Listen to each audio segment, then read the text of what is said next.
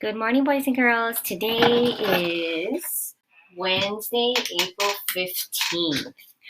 I hope you have been enjoying this unit about maps and learning about map features like symbols and map keys. Today, for your family challenge, you're going to learn even more about maps by creating one of your own. First things first, you're going to need to get a quarter and you're going to have to bury it someplace safe around or in your house. And then don't tell anybody where you buried it. Then you're going to create a treasure map so that you're going to help a family member to find where you buried your treasure or your quarter. Okay, some of the things that you can include on your map is a compass rose, X marks the spot, and red tracking lines to help the person to locate where the treasure is hidden. You can also include some important locations near or in your home to help the person find the treasure. I put a danger zone so that people avoid a danger spot, which is the stinky trash. And then you're going to color it, okay? Because that adds a lot of detail to it. I wanted to make mine look kind of ancient, so just for the fun of it, I kind of crinkled it up too. So you're welcome to do that, okay? And so your family member is going to find the treasure using the map, the treasure map that you made. Okay, for ELA today, you're going to be reading a text called Race Against Robbers. Okay, you don't have to print it out, but I did just to show you. Okay, it's one page, and it's about an archaeologist named Sarah. So an archaeologist is a scientist who studies ancient artifacts. Okay, and artifacts are just objects from artifacts is just an object. So an ancient artifact is an old object from the past, from long ago. Okay, now she has a problem.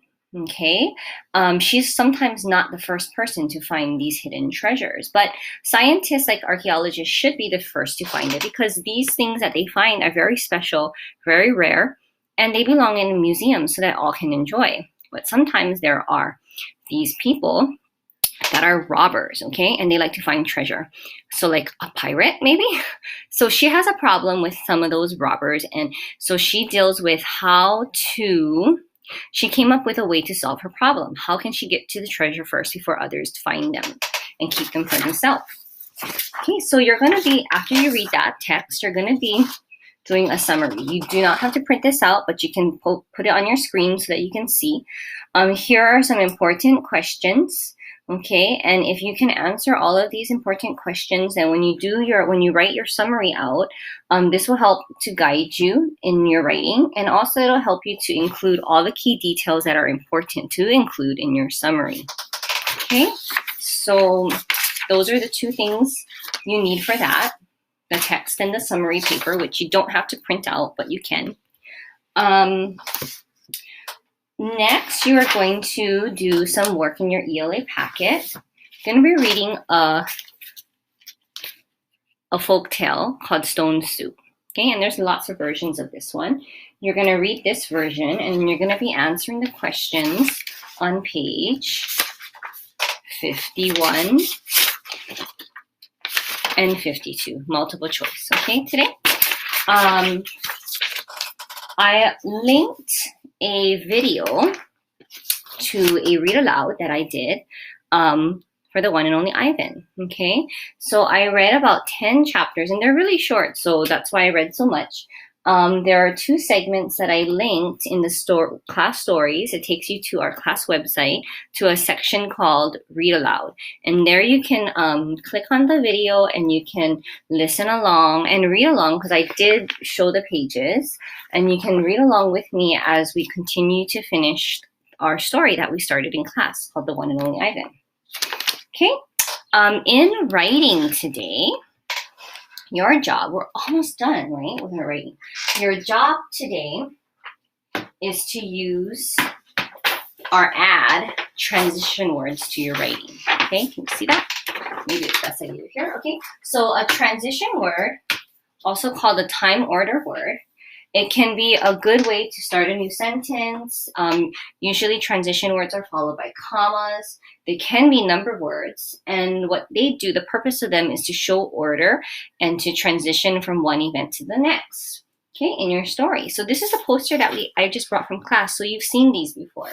And so here are all these different ways you can include transition words or time order words in your paper, in your writing, okay? So there's lots of different ways to say something happened first. First of all, to start at the beginning. There's many ways to talk, to mention the next event, like secondly, second of all, okay? And then there's third, then next, after, shortly after, afterwards, finally, lastly, last of all, okay? And at the end, okay? So go ahead and use this chart. You can pause the video if you want to take a closer look and see where you can add some transition words into your writing that you already have started and are finishing up, okay? And then your last thing you're going to do today with your writing is to have a check over with an adult, okay? So what is your parent helping you to check for? Your parent is helping you to check for all the important components of writing. Okay, and so this is something I also just grabbed from our classroom. Okay, your writing must have these important parts. You must have an introduction. Okay, your introduction must have a hook, okay, which is an attention grabber to get your readers to be interested in your writing. And your introduction must also include a summary sentence.